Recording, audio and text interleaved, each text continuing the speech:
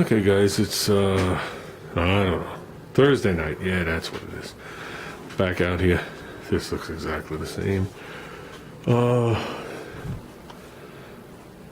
This is Junior's tank.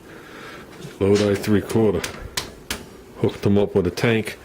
This he actually exchanged. And it's a 10-year, so this is good to 2021. This one, I don't know when the first certifications is. I would have to look around. They got a lot of them covered. He took Mike's. Mike's was outdated by 120 years. You turn it in, you pay the recertification charge, then they give you a tank that's certified, full, whatever. So, what's in there? I don't know. I don't know if it's 100% argon, I don't know. It's hooked to the MIG, but he's using it for the TIG. Speaking of TIG, he just TIG'd on 2 brackets for me. Right here, he TIG'd it. And right here. Nice. I gotta make the sound effects. Which is perfect because here's where the bolts lie. Mint. I was originally going to drill and tap that plate, then it's like, what a waste of time. I was just nut and bolt it. And then I could always get it on and off. But plenty of room. I made sure that the end of this was proud of this before we even started. So, we're good.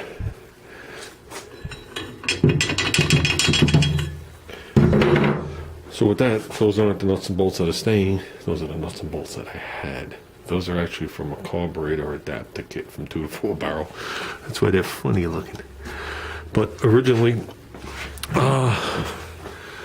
this would have sat right here. But on the rear that this came off of, these perches were in further. So if I put them right here, it really put a bind on the hose. And this has a hole in it and then a tang, so it can't rotate. And I drilled the hole, and I was getting ready to put the tang, and I was like, why don't I just put it on the backside and use this lip to keep it from rocking? It fits in there perfect, and it's riding across this lip, which is 1.25 inches wide. And that's what we did on both of them. So they're actually behind the brackets. I like that better. I think it's a little neater. Are we going to change the hoses? Sure. Am I changing them today? No. Are the new hoses going to be exactly the same? Yes. Can I bend these lines from this? Yes. The only thing I have to do is, which is kind of ugly, is this is fixed. This is far away. And it was from Ford also, because it was back here. I don't remember how big these were on the Ford rear. You know, front to rear. They obviously weren't like this. But they weren't any shorter than this either. I didn't want to go any shorter than this.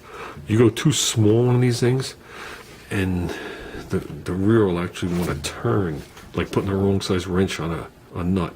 The rear will actually try and turn on the leaf springs. If you make them too long, okay, the leaf springs still have an arc to them, and it only rests on the corner, and this won't touch in the center, and you can actually crack the springs.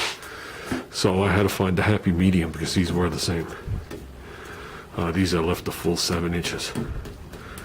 Like I said, these are not factory. These are designed for off-road use. For the big monster lifts. Because if you lengthen these, okay, and you accelerate, it actually acts as a stiffener pad so the spring doesn't crack. It's deeper into the spring. That's the purpose of them. Okay, with all that said, how's the rear look? Looks mint for a rear. I think it looks fine. Doesn't look good if it was the left front fender. But with that said, now we got an idea of what we're doing. So this is going to go up to the car. That's, I think, going to be more than long enough. We'll find the place. How's that? No. But yeah, we're going to have to take this line and we'll give it a nice curve in, run it. Then we'll decide how we're going to do it. We got the rear end cover. Let me show you. Okay, there's the cover he went with. This is like a knockoff cover to whatever. It's basically the best we could word it. It is. It's cast aluminum. It's thick. And it is heavy. How thick this thing is. And it comes with Allen head bolts and a gasket. You can see that countersunk. And they painted aluminum so it doesn't corrode. And they give you those little cappy things, which you're only supposed to put very light pressure on there. I'll look up to see what that is, but I'm not concerned about these caps blowing out. But I do want to make sure they're touching and they don't fall into the rear. How's that sound? They're like, see, they have swivel feet. With that, we also have, this is from different places. We also got a rear adjustable proportioning valve.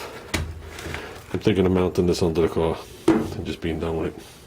I'm not worried about road salt and rust and rain.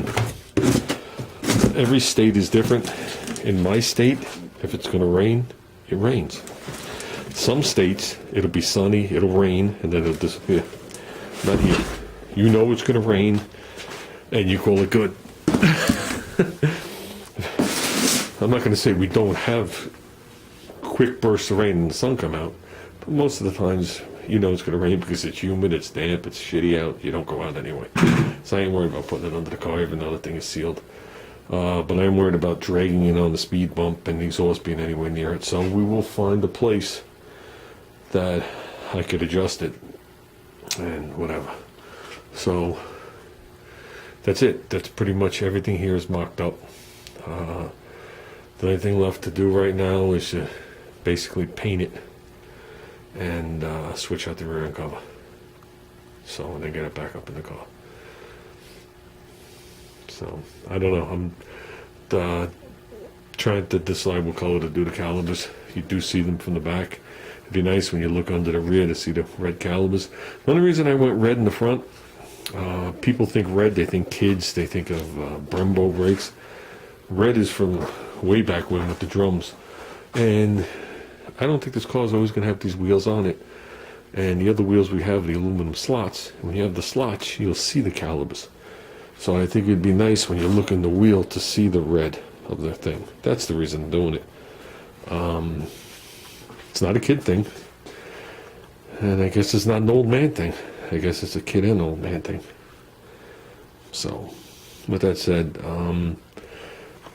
I looked into like 15 different ways to mount those brake lines on. And that was the way I came up with it. I called it good. I was going to actually mount the tangs to the tube. I was like, why bother? That's stupid to have them hanging off the tube. So, I don't even know what I'm looking at in the camera anymore. There's a smiley face. He was happy I was working on him. So, I want to get this thing buttoned up. See how that looks tomorrow. The surface of the flange is done in flat black, so that'll flatten out with an aerosol can. The rest of it I did with that. I figured it's cast iron. Get it on there nice and thick. As you can see, I didn't do the edges of it. Like here.